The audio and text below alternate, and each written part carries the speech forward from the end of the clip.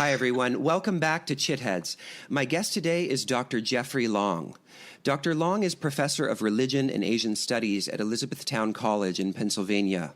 He is associated with the Vedanta Society, DANAM, the Dharma Academy of North America. He was trained at the University of Chicago, and one of the major themes of his work is in religious pluralism, which we're going to talk a little bit about today. Dr. Long has authored 3 books: A Vision for Hinduism, Beyond Hindu Nationalism, Jainism, an Introduction, and the Historical Dictionary of Hinduism.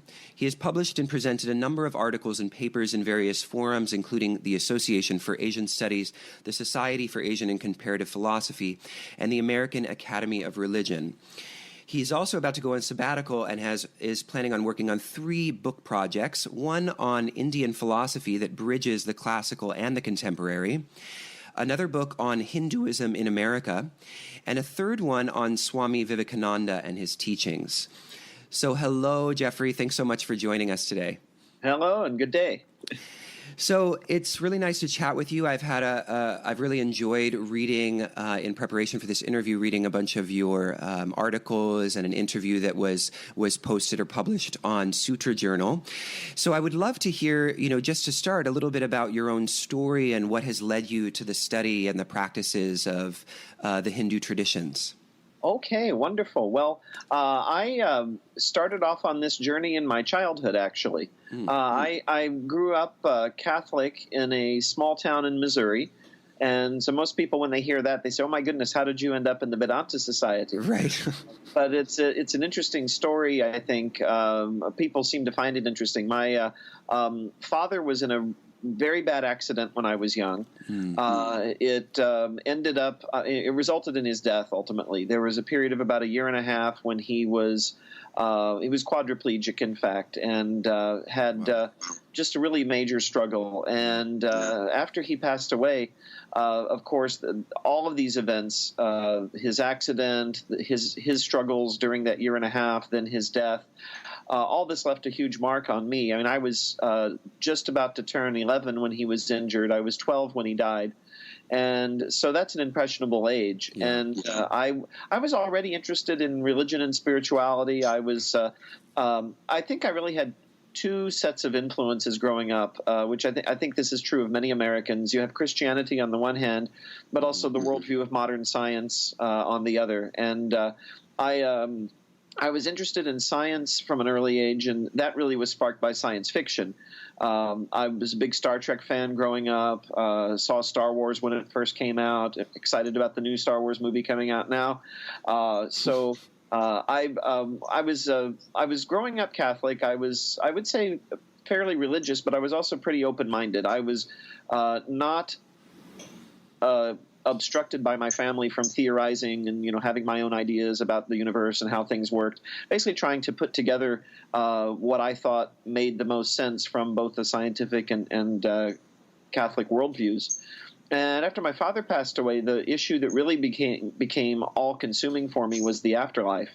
And basically, well, to make a long story short, I came to the conclusion that the idea of rebirth made much more sense than either the traditional Christian model of heaven and hell or the idea that you just die and that's it, the more materialist concept.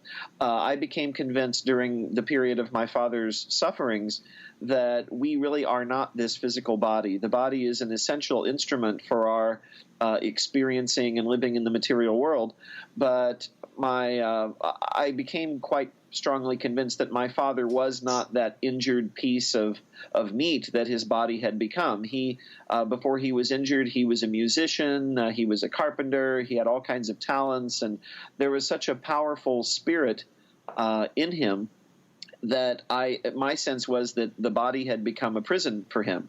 Mm-hmm. And when he passed away, I mean, we all mourned very deeply, but at the same time, there was this sense of liberation that he had become free from something.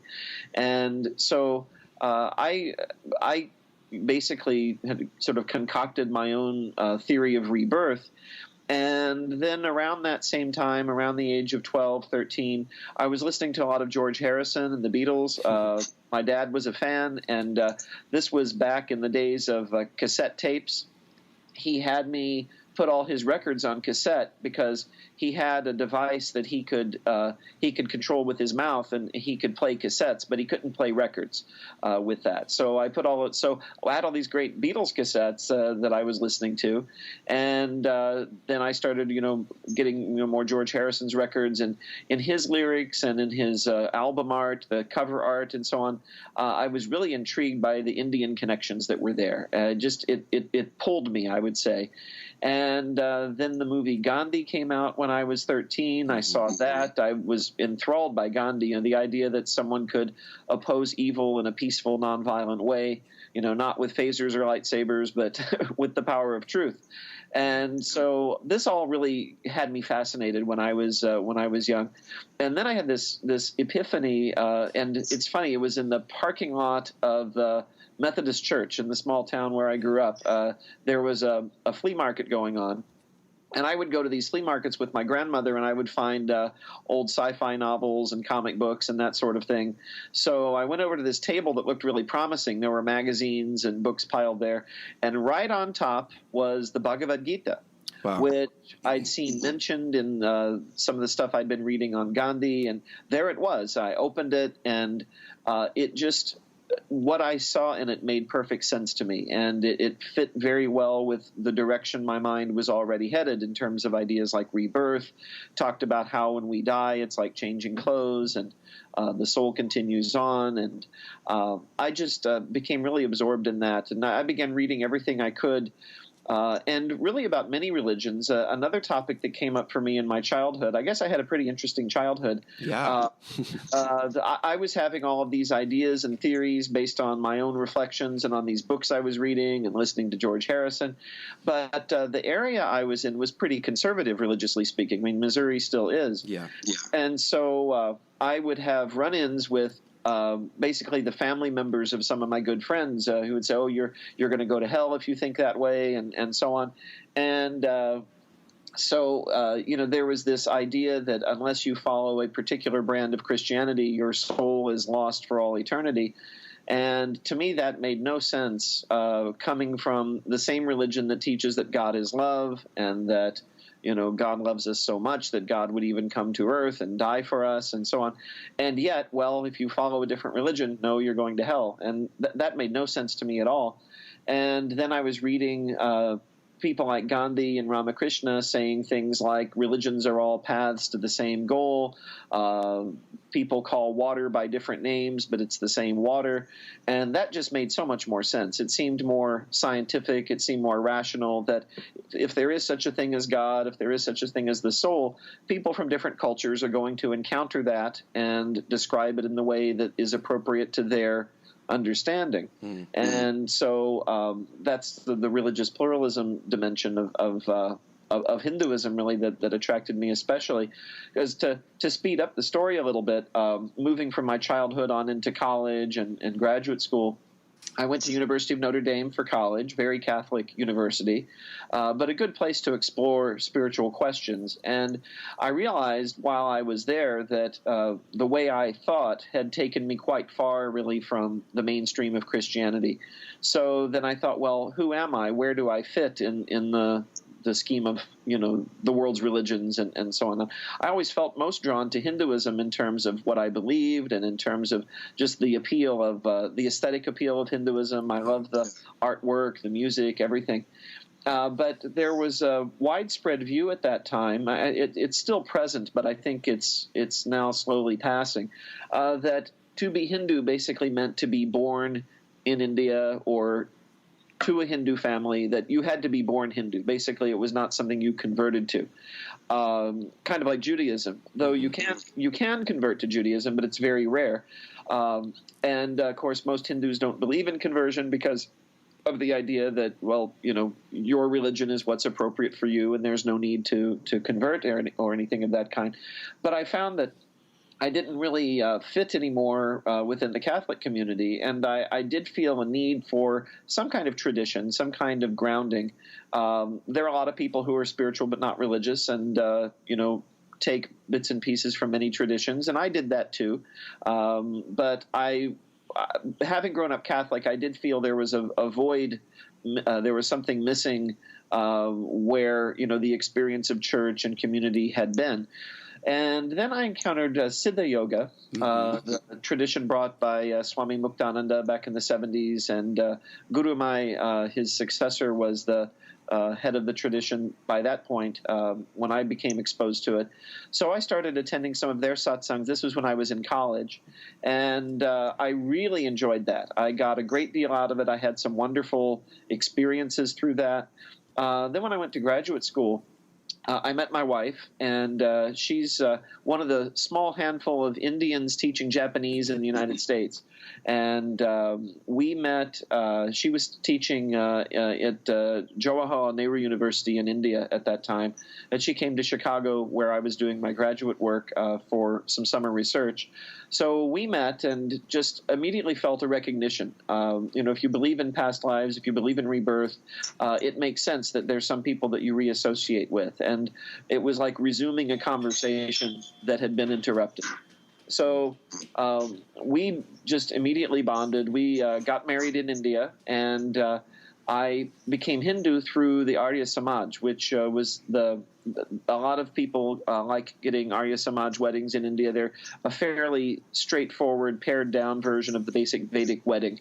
And so it doesn't take, 10 days. You get, in about an hour and a half. And so part of that was receiving an initiation into the Hindu tradition. Mm-hmm. And in fact, my wife and her father initially precisely on Hindu grounds thought, oh, no, that's not right. He shouldn't have to do that. And I said, well, this makes perfect sense to me. It's the next logical step in this whole development. So I became formally Hindu at that time. This is now 21 years ago. We've been married that long. And eventually I finished my degree and got my job at Elizabethtown College. My wife got a job here as well, fortunately, so we teach here together in the same place. We're active in the local Hindu community. And the specific tradition that I've always felt most drawn to within Hinduism was the Ramakrishna tradition, mm-hmm. which was my wife's family's affiliation also. So that through that personal association, I've become close to that tradition. We've met a lot of the swamis at various conferences and events, and eventually took initiation in that tradition with Swami Tyagananda from the Boston Vedanta Society. And I found it an incredibly enriching experience, and it's been meaningful for me throughout my life. It's helped me frame some of the tragedies that I've experienced, both when I was younger and also more recently. I lost my grandmother last year, and I'm so glad I had Vedanta, because everything was much easier to adapt to the situation. Having a regular meditation practice, it just changes everything. I can't say enough good things about it. Yeah. So that's my story in a nutshell. That's a really beautiful story, and I love the way you narrate it, because it really does kind of highlight that the whole process of inquiry for you has been kind of an adventure in your life that started at a very young age, grounded in a really profound tragedy, but in a way that, that has kind of woven through your life in a really kind of beautiful way. So thank you for sharing all of that. And, in your story, you touch on a lot of the themes that I kind of want to dive into. So it's a great introduction for the rest of our conversation. But first, I want to, one thing that struck me was when you had mentioned being initiated into Hinduism when you were married. It struck me that, when I was listening to the other podcast or a recent podcast you did with Spirit Matters and Phil Goldberg, you had mentioned, in that podcast that Hinduism isn't institutionalized in the way that Catholicism is. So I'm curious, when you were initiated, were you initiated into like a specific tradition that falls under the umbrella of Hinduism? I'm curious how that worked.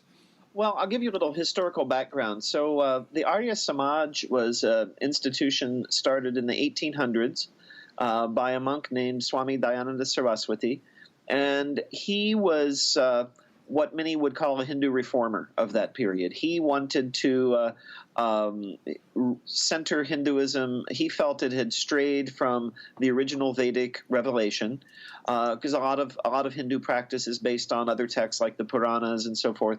So he created this very simple worship based on the original Vedic prescriptions.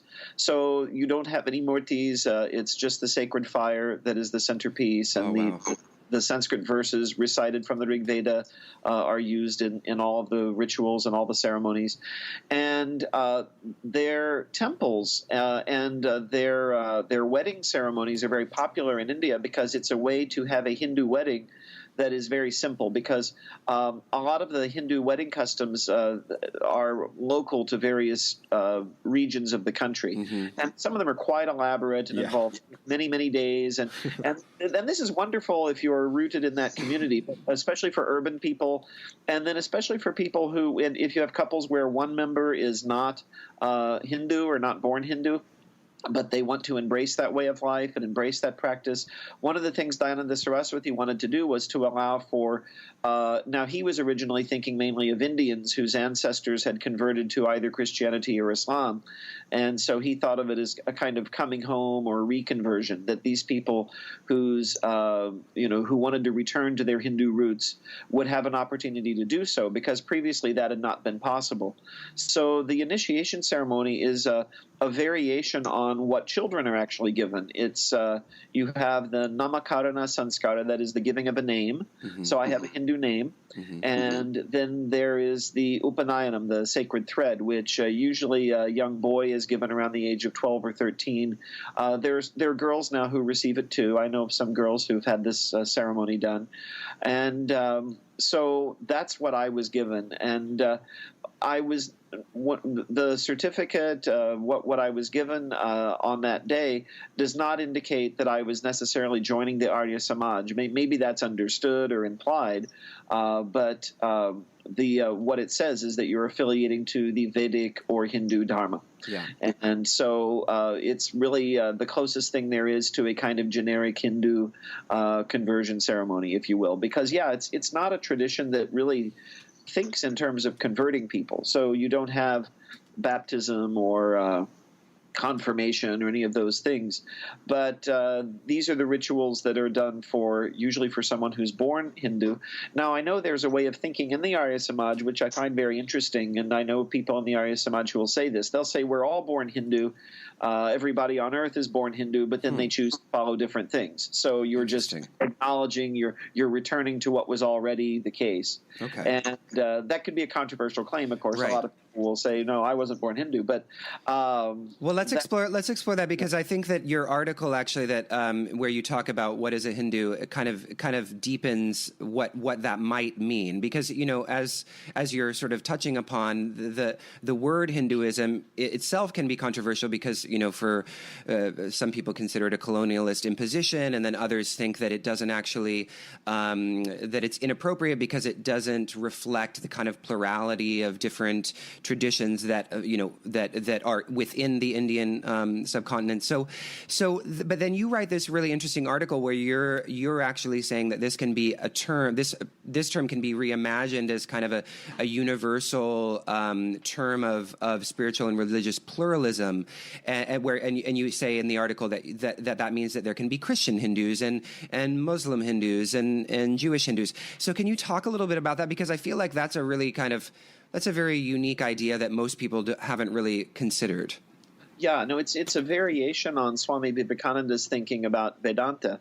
Now, he did not simply equate Vedanta with Hinduism, and when he used the word Hindu, he seems to have been referring really to Indian followers of Vedic traditions. But the word Hinduism itself, like you just said, I think it can be reinterpreted in a way that's similar to the way Swami Vivekananda interpreted Vedanta. He saw Vedanta as the spiritual science underlying all religions. So there's a very interesting article of a lecture that he gave where he talks about the Vedas. And he says in a way that sounds very traditionally Hindu and very orthodox, he says, the Vedas are the highest spiritual principles. They're the basis of all religion. And but then he says something quite radical. He says, by the way, when I refer to the Vedas, I don't mean the texts that are called the Vedas. I mean the subtotal of all spiritual truth. Oh, wow. He uses this term, supersensuous truth. And in fact, if you look in other traditions like Buddhism, for example, you have similar ideas like the Dharmakaya and Mahayana Buddhism. It's the sum total of all truth. And it's the highest form of Buddha that's not really a form. It's truth itself in its purest essence. And so then he says the texts called the Vedas are, from his judgment, the probably best representation in textual form of those highest ideals.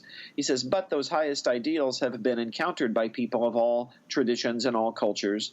And so some of this eternal Veda, as he calls it, is also to be found in science, in the Bible, in the Quran, and everywhere. But he sees it preeminently in the text called the Vedas and the Upanishads, because, and this is why I would call myself a Hindu, because I agree with him that whereas a lot of the things that I believe I can see reflected maybe in symbolic form in some of the scriptures of the other traditions, it's laid out very, very fully, I find, in texts like the Upanishads, where they really get into a lot of detail about Brahman, about the nature of self, and so on. So that's where I locate myself religiously. I see the Vedas as having maybe a fuller expression of these things than some other texts, but that's not to belittle the other texts. In fact, it's to say that if you think in this fashion, if you see Vedanta or Hinduism or whatever term we want to use, if you see there being a kind of perennial philosophy or spiritual science behind all of the world's religions and philosophies, then you can look for it in their texts and in their teachings, and you can find it illuminated in different ways, and learn things from every one of these traditions. Yeah. So even though I see it as being revealed preeminently in the Vedic traditions, there could certainly be things that you could find in the Bible or in the Quran or in modern science that you couldn't find anywhere else. And so this is where I think there's an imperative for dialogue, that we need to study everybody's traditions so we can draw out the wisdom and the truth that's in them. Right. And but in terms of the word Hindu, this is something that, as many scholars will point out, it was a term brought by outsiders into India and turned into an ism by the British, who said, well, this is going to be the term for this collection of traditions that we found. And it kind of got imposed. But then something very interesting happened as a result of that.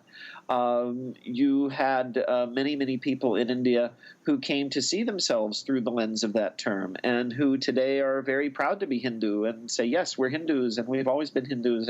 And what comes under that umbrella is a great variety. So you have the Shaiva traditions, Vaishnava traditions, the various forms of Vedanta, Tantra, all of these things. And of course, one of the scholarly arguments against the term Hinduism is that, well, it obscures all of that plurality. But I think you can also reinterpret the term. You could sort of turn that on its head and say, well, maybe what we have here is an opportunity to make a virtue of necessity and say, okay, we've got this term Hindu, we've got this concept of a Hindu community, and it does encompass all of this plurality, all of this diversity. Maybe it's possible to expand that concept, to see a human spiritual tradition with many different iterations, because the diversity within Hinduism is almost as great as that within the world's religions. There are things in Hinduism that are close to Abrahamic monotheism. There are things in Hinduism that are much closer to Buddhism or Taoism.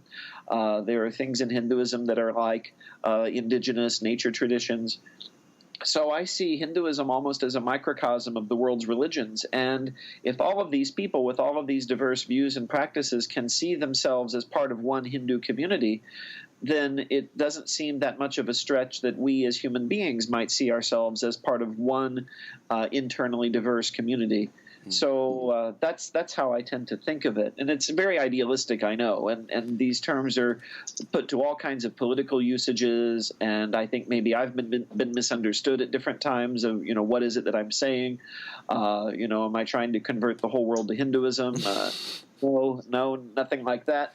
But just to try to think of a model of but because what we're dealing with, what we're having a hard time with, I think, as a human species, is accommodating the ideas of unity and diversity.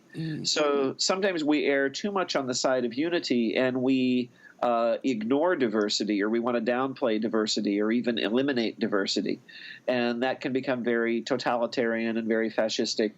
On the other hand, sometimes we want to affirm diversity at the expense of our shared humanity, and to the point where people believe that it's simply impossible to communicate with another human being who's different from ourselves, and then that leads also to conflict. And so trying to somehow square this circle, trying to bring together these ideas of unity and diversity, I think that Hinduism, for whatever flaws people may be able to find with it, has in some ways achieved this. And maybe it was due to an outside imposition, but it has now become something that Hindus embrace. Yes, we're Hindus. We're proud to be Hindus, and Hinduism is very internally diverse, and that's one of its great virtues. And so thinking that way seems like a good model for humanity. And who knows? I mean, maybe it will require an outside imposition for all human beings to achieve this. Maybe it'll be something like the climate crisis that makes us get together, or maybe we'll be invaded by extraterrestrials, or who knows? I mean, one can hope. Let's wish for that, because maybe that would put a stop to all of this conflict that we're having amongst ourselves. We bond together, but I think that's what happened to the Hindus. I mean, that it was a very internally diverse civilization. People thought in terms of these separate, distinct Hindu traditions. They didn't even use the word Hindu all that much. But then through repeated invasions and sort of the forging of the concept of a nation state through the independence struggle, you do get the idea of a Hindu identity. Now, a lot of people find this line of thinking uncomfortable because a lot of this talk of Hindu identity is used in the same way that people use other identities, white identity or Islamic identity. And it becomes a kind of rallying cry for, aggression against other groups. But I want to take it in a different direction and say that, this is an identity that has so much difference within it that it could conceively be a model or a metaphor for human difference and human identity and difference together. So this is how I think of it. That's interesting. So I want to talk a little bit about religion, because I feel like as we're talking about a kind of more pluralistic universe of religious approaches, I feel like that's still going to be an obstacle, or we're still going to encounter the obstacle of just the idea of religion in general, and how it has become almost synonymous with a kind of conservative, sort of backwards approach. And so that leads to this kind of cliche that we hear all the time: spiritual but not religious, which you've actually written about. And so excuse me. So I'm interested because, you talk about in that article that scholars of religion, for example, and I would add to those people also practitioners of Eastern traditions like yoga, Vedanta, and even Buddhist practitioners are very, they tend to resist wanting that word religion to be associated with them at all, partly because these same people are often people who would associate themselves with a progressive political outlook in which the word religion just does not fit. So I'm curious how we can reimagine that word. Like what is a reinterpretation or reimagining of religion that becomes allied with a progressive position? Oh, that's a wonderful question. And in fact, I think in many ways it parallels this Hindu question, because in the same way that the word Hindu has been appropriated a lot by more conservative people within India. In the same way, the word religion, like you've just said, is really something that people on the more conservative end of the political spectrum tend to embrace, and then progressive people see as an obstacle to, humanity flourishing and people getting along and so on. And I think, as with Hinduism, if we're going to use the term religion, now that's a big if, and we can return to that question. If we're going to use the term religion, we certainly have to reimagine it. We have to see religion as a more flexible and more encompassing reality than what we've tended to do. Because I think one of the reasons people who practice a lot of the Asian traditions resist the word religion is precisely for what you're saying. It's seen as anti-progressive, and it's also seen as very tied to Christianity, which it really is. And this is something scholars of religion have struggled with over the years, that so many of the categories we use, like scripture, for example, community, theism, these are all rooted in Christianity. And so using the word religion to try to interpret traditions like, say, Confucianism, which is utterly different type of practice, to use that is distorting. And I think a lot of this is tied to language, that we very often assume that there's a one-to-one correspondence between words in one language and words in another. But it's actually very rarely the case that even languages that are very closely related to each other, like French and English, there are nuances that just cannot be captured in a translation sometimes. And if you're working with a language like Sanskrit, for example, you'll find that there are many, many terms that it's better to just incorporate into English, right?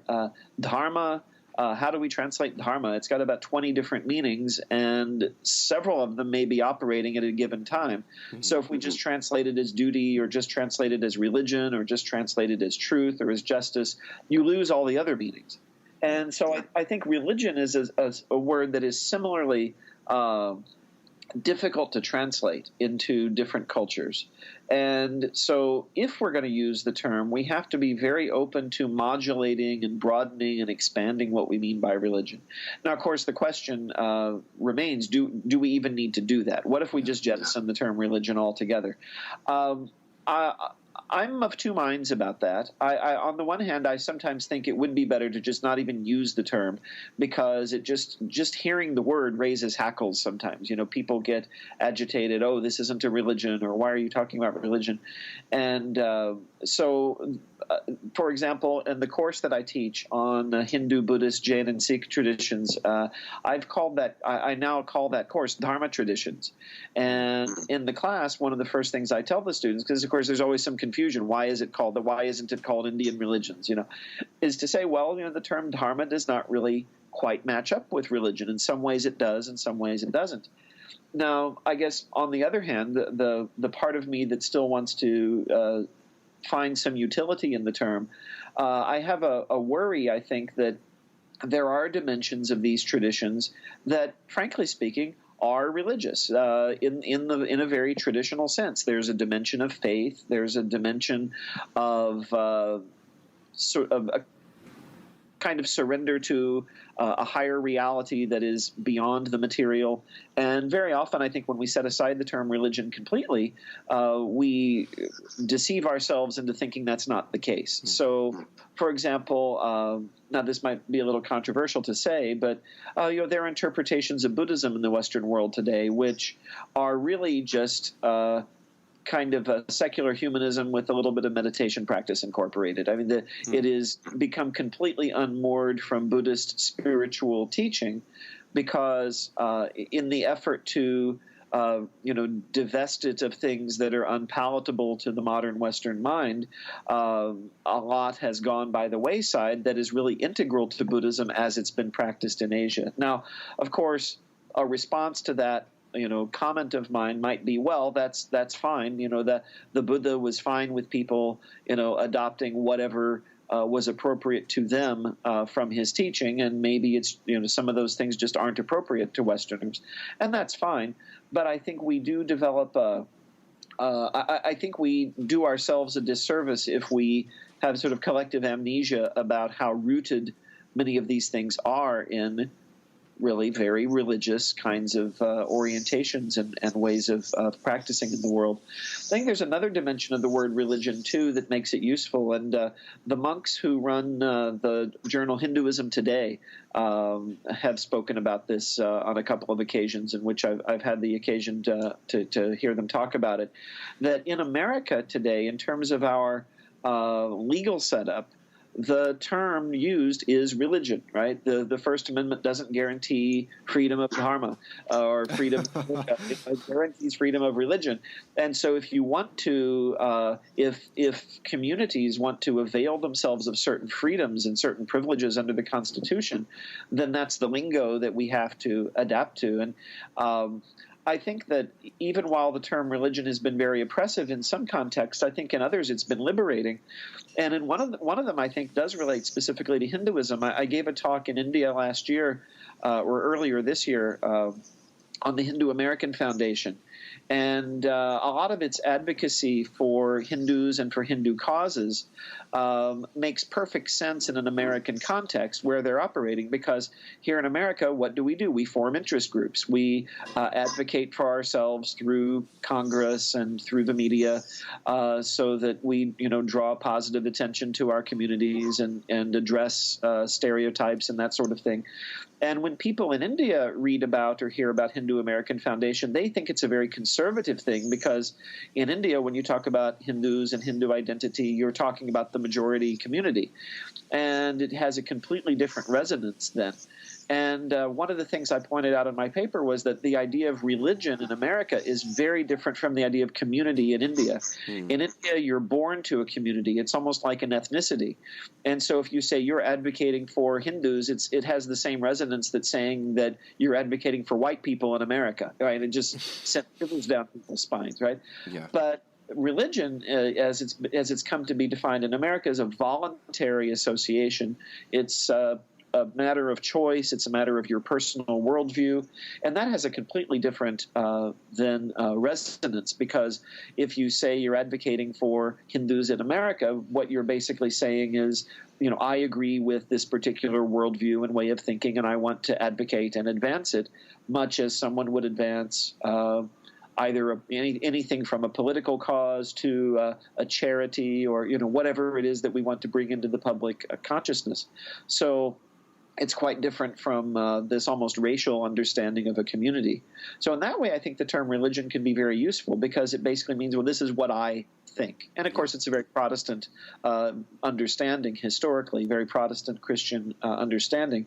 But I think that can be retained, I think, with some utility. But yeah, it's a huge issue. I always have to remind people, or when I want people to know where I'm coming from, that when I talk about religion and being religious, I don't mean necessarily this very conservative phenomenon. It seems like it always requires some kind of disclaimer. So now I want to talk about another obstacle to this new experience or new approach to religion, which is materialism, or I would maybe say scientism, that seems to actually be kind of in a certain kind of way the religion of our times. Yes. So I would love for you to talk a little bit about that and how you see that as being an obstacle to this experience of religion. Sure. And I guess the first thing I would say about it is, in terms of a sympathetic view, is that a lot of this scientism has arisen as a reaction, right? Rightly so, against the excesses of religion. So while we were just talking about religion on the one hand, to the extent that it is this very conservative force that does not allow for free thought, that does not allow for experimentation and free inquiry, then it becomes superstition. And you need science and maybe even scientism to some extent as an antidote against that. Right.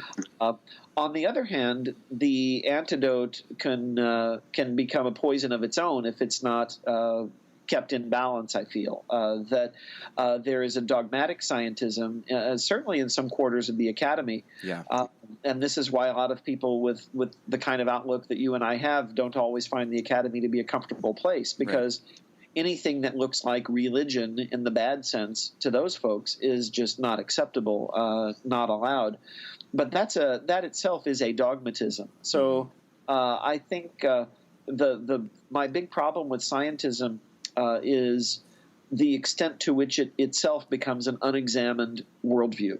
It becomes a set of assumptions that is simply identified with objective inquiry when it's really not objective at all. It's its own worldview with its own prejudices, its own preconceived notions. And for me, where this comes up most obviously is whenever we bring up any topic that might connect with what's sometimes called the paranormal, psychic phenomena, or my favorite one is past life memory. It's something that I've become very interested in. And again, of course, we do want to be good scientists, right? If we're thinking scientifically, we don't want to fall prey to confirmation bias and just, accept anything that fits with our preconceived worldview. So if we very much want to believe in reincarnation, we jump on anything that looks like a proof for that without really looking at it from all the angles that we need to. But I find very often that we have the opposite problem as well, that there are people who just will not even look at this material because, well, that can't be. Yeah. That can't happen. They've already accepted the materialist paradigm in which reincarnation cannot occur. Therefore, there's no such thing as past life memory, so I don't even want to look at it. And meanwhile, you've got Jim Tucker at University of Virginia and his predecessor, Ian Stevenson, and they've got like 2,500 of these cases. And even if only one of them would prove to be inexplicable through the materialist paradigm, that itself would be sufficient to question the materialist paradigm, because you'd be left with this phenomenon. How does this happen? How does this occur? And there's that great expression of William James: it only takes one white crow to prove that not all crows are black. Right. And it takes one verified case of a child having memories of another lifetime that they could not possibly have in any other way to show that the mind and consciousness don't operate in a mechanistic fashion. So, and haven't there actually been verified cases, correct? Well, it's controversial. In my opinion, there's at least one that I have found very compelling. It's the one that made the NBC Nightly News a couple years ago. A boy named Ryan in Oklahoma who has these very detailed memories of the life of really not a very well-known person. There was this Hollywood promoter named Marty Martin, and this boy in Oklahoma was not related to him. He had no access to any information about him. And I think what makes it even more compelling, his family were not believers in reincarnation. They were good Southern Baptists, and they thought that idea was the work of the devil. So they weren't prompting him to, talk about past lives or anything. And he has all this detailed information in his mind. And he even corrected the death record of Marty Martin, because the death certificate said that he had lived to be 59, but the boy remembered living to be 61, and further investigation proved that Marty Martin was 61 when he died. So whoa, that's crazy. So to just look at that and say, well, no, that can't be, I think is scientifically irresponsible. So I think a truly scientific attitude is one that is open-minded and, yes, questions everything, but it also questions the existing paradigm. Yeah. And I think to the extent that – and I think the real culprit here is not so much the scientism of scientists. I think it's become widespread in our – cultural phenomenon, yeah. It's a cultural phenomenon, yeah, that anything that isn't explicable in a sort of mechanistic fashion is dismissed as superstition, as BS, and so on. And yet quantum theory, right. is full of these things that – show that the universe doesn't operate mechanistically on the smallest level. So so interesting. So we're sort of getting close to our time. So I want to move on to this topic of Hindutva, which is something that I've been wanting to cover on one of these episodes and haven't had an opportunity to yet. And I know you have some thoughts on it. And so I kind of want to approach it this way. If we're not, I guess in the yoga community, which is the community that I'm most familiar with. We either have the practice kind of anesthetized from, and these are generalizations, anesthetized of the Hindu kind of iconography or the traditions in general, or we have kind of an exotification of Hindu iconography, maybe in a kind of spiritual, materialistic, one might say, sense.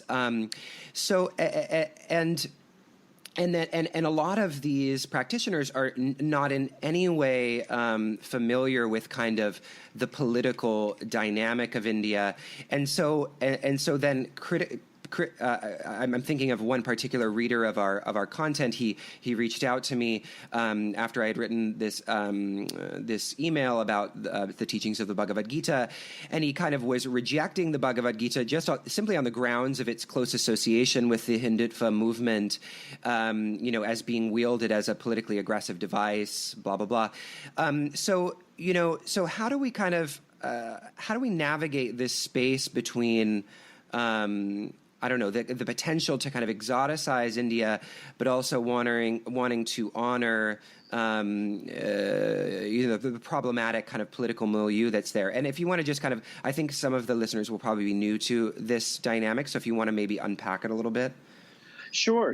So you have, like you say, in the yoga community, there are people who will incorporate a lot of the Hindu iconography, Hindu terminology, sometimes with great sensitivity and depth of understanding of that, but sometimes not so much. And sometimes to the extent of, I think one of the worst things that I've seen in these terms, there was one yoga magazine that had a photo of two young women wearing yoga clothing, wearing tights, and they were standing on an image of Ganesha. And putting your feet on an image of a deity is about the most disrespectful thing you can do. So serious Hindus look at this, and they don't even have to be affiliated with more conservative form of Hinduism or with the Hindutva political movement to be offended by that and to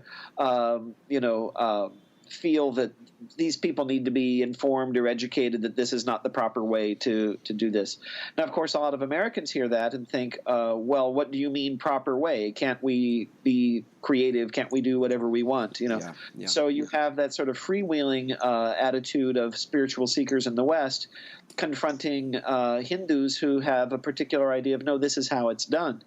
Now, in terms of the Hindutva movement, Hindutva, I would say, is a political movement, really. It's not it's cast in religious terms, but I wouldn't say it's a religious phenomenon. It's more of a political phenomenon. And you can see it coming into play here because there could be, not necessarily the case, but it could be the case that someone who's Hindu who also happens to have this Hindutva political affiliation sees this kind of appropriation as an example of a neocolonial attitude. So it's not simply that, these Westerners don't know what they're doing. It's that, no, they very consciously know what they're doing. They're trying to humiliate our gods, and they're trying to put Indians in their place, and they're trying to take what they like from the tradition and, disrespect the rest, throw it out, and so on. So there's a very strong reaction against that. And as someone who didn't grow up in the tradition, who was also a freewheeling spiritual practitioner, but I've now found a home in the tradition, I really kind of see both sides of this. No one is going to police someone's yoga practice to be sure they're doing it correctly, right? I mean, that's just not going to happen, right? That's not the world that we live in. On the other hand, I'm sometimes puzzled by the attitude of many of my fellow Westerners. Why don't they want to learn more about how these things are practiced traditionally and where it came from? Maybe there's wisdom in that. Maybe these things evolved a certain way because that's what works well. I mean, this is something Phil Goldberg has pointed out. He says for him, it's not a question of, I hope I'm quoting him correctly, but I once heard him say that it's not a question of is this or that practice more authentic. It's that we can now scan people's brains and we can see what works and what has an effect of a certain kind. And that a lot of this traditional wisdom is really that. It's wisdom. And sure, one can experiment with it and try different things, but it is the way it is for a reason. It's not just someone being stubborn and conservative and saying, my way or the highway. The issue is complicated by the fact that you do also have people who are stubborn and conservative and say it's my way or the highway. So that makes the conversation then more heated, I would say, about that. But Yeah, I think like the case you mentioned was interesting, someone objecting to the Bhagavad Gita. I mean, the Bhagavad Gita existed centuries before any of these political movements Yeah. did. And while it's true that there have been people in the Hindutva movement who've done things with the Bhagavad Gita, Gandhi also appropriated the Bhagavad Gita. And he had a nonviolent interpretation of the Bhagavad Gita that I find very inspirational. And so I guess this is where maybe a common theme that listeners might hear in a lot of what I've been saying today, even going back to the use of the term Hindu, is that, you know, we're free to interpret things and analyze things and bring them into different levels of conversation. We don't have to simply take everything that's been handed down to us from the past, whether it's the term religion or whether it's the term Hindu, and say, oh, this is good, this is bad. And I think this is very unfortunate because it feeds into the tribalism that we see on the internet, for example. So, you know, people who use certain words and certain language, that almost kind of identifies you as part of one tribe or group within this culture war. And then if you speak of it in another way, then you're part of the other group. And I'd like to be I don't want to be restricted by that. I think that our intellectual freedom and our spiritual freedom really requires us to dig deeply into things and not simply dismiss something because well, you know, somebody I don't like quoted from that, so it must be bad. You know, right. I think that's a very unfortunate kind of superficial attitude. You know, go to the source yourself and see, and ideally, you know, learn Sanskrit and you know, discover all this. 'Cause I think a lot of the people in the yoga community who object to the objections of the Hindus often would be well served to study the sources themselves more deeply. Correct. Yeah. And, yeah, I think with the Bhagavad Gita, I totally agree with you because there are many ways in which we can read a nonviolent and an allegorical meaning into the text. And I think some people who don't spend much time with it they see the kind of war context and they consider themselves pacifists, and so it's like kind of immediately rejected just on the grounds that, you know, this can never be. You know, this just can't ever be entertained as a proper kind of philosophical context. Well, I'd just like to add, if I could, just a little more about. I wrote an article about this actually a while back. Even if one is willing to take the violent aspects of the Gita literally, one has to understand the violence that is described in the literary context of the Mahabharata, of which the Gita is a part, is very restricted and contained by the Kshatriya code of honor. That I think when we read the Gita and are repulsed by, you know, Arjuna being encouraged to go and fight, we're projecting modern ideas of warfare there. Arjuna's not being encouraged to go and drop bombs on civilians. He's being encouraged to go and fight with other warriors on a level playing field in battle. They're all trained. They're forbidden from attacking non-combatants. They only fight during the daytime and so on. So there's these rules of honor. So of course, it didn't always function perfectly in ancient India, but the concept of the Kshatriya code really does restrict the scope of violence, I think. Right. So if we understand that Arjuna is being encouraged to fight within that very restrictive kind of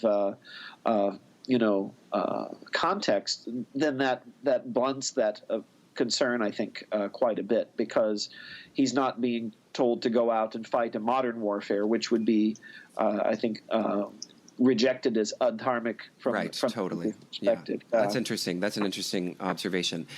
So now I want to ask one final question, squeeze it in, because I wanted to ask this earlier and then I sort of forgot about it, but I'm interested for, I guess, personal reasons, because, you know, you'd mentioned that you had initially found Siddha Yoga, and I myself am initiated into a Shaivite tradition, and Siddha Yoga is Shaivite, and then you moved to the Ramakrishna order.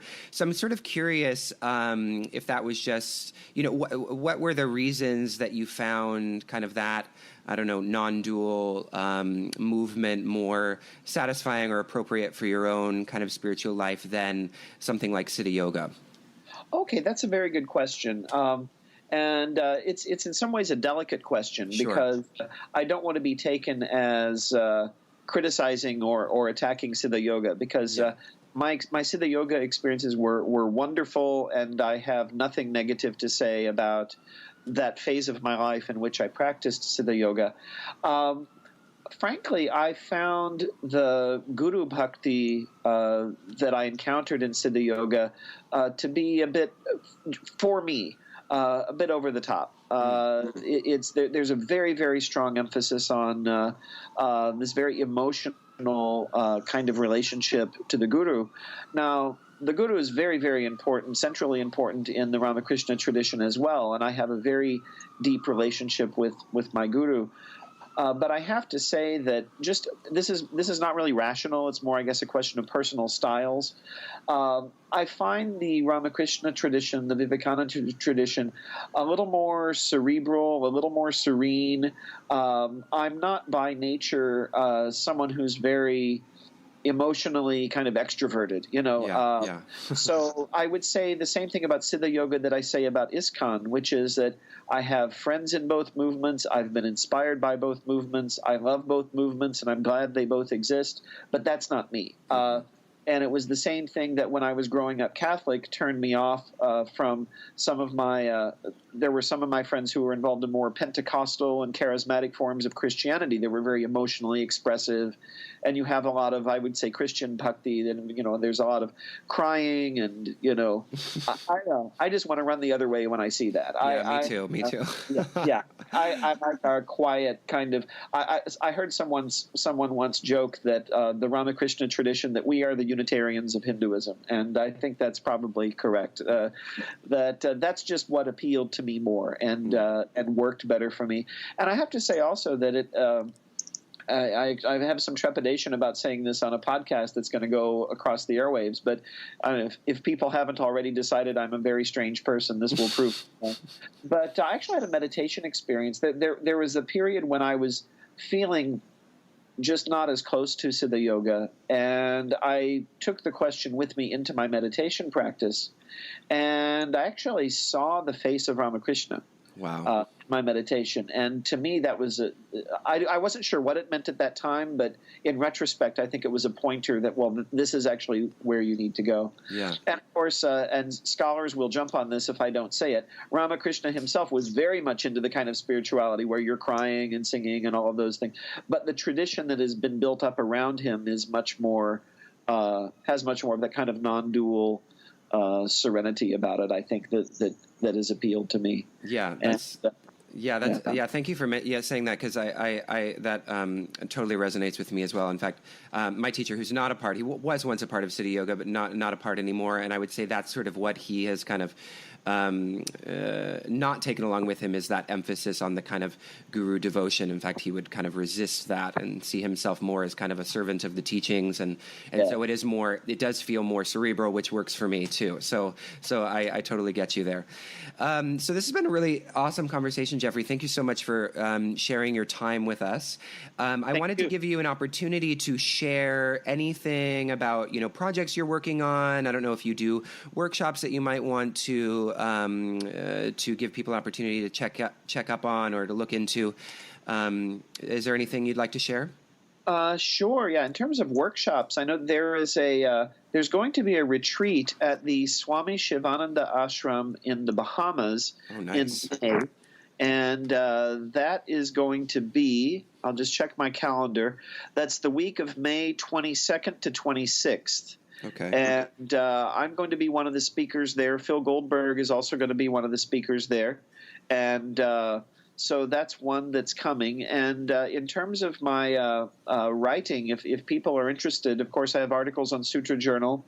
I have a page on something called academia.edu, where it's possible to read and in some cases even download articles on topics like this if people are interested.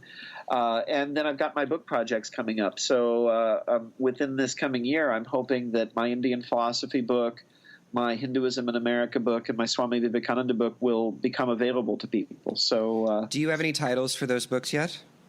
Yes, I do. The Indian philosophy is very straightforward. It's just Indian philosophy and introduction. Nice. And same publisher that did my Jainism and introduction. So it's a part of a series of introductions.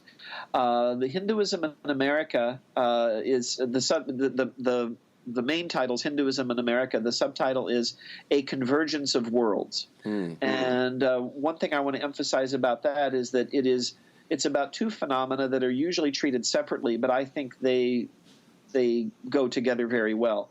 That is the Indian Hindu community coming into America, but also the Western seekers taking up Hindu or Hindu-inspired spiritual paths. So I'm treating those as one interconnected phenomenon, which they increasingly are.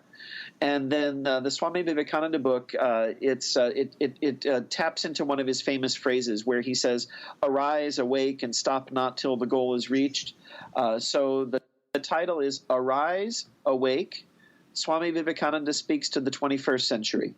So I want to bring his ideas into conversation with our contemporary issues and situation. Amazing. All right. Excellent. So I will put all of that in the show notes, links to the Sutra Journal, academia.edu, and also that upcoming retreat, which I would love to go to. That sounds amazing. That would be great, yes. All right. So thank you so much, Jeffrey. It's been a real pleasure. Thank you. All right. Speak to you soon. Well, there you have it, friends. I hope you enjoyed that interview with Dr. Jeffery Long. If you'd like to read some of his articles, and I do recommend them, they are very interesting and educational. You can find a number of them at sutrajournal.com. And then also Jeffrey had mentioned academia.edu. So if you go to academia.edu and search for Jeffrey, you can find a number of additional articles there. So until next time, friends, bye-bye.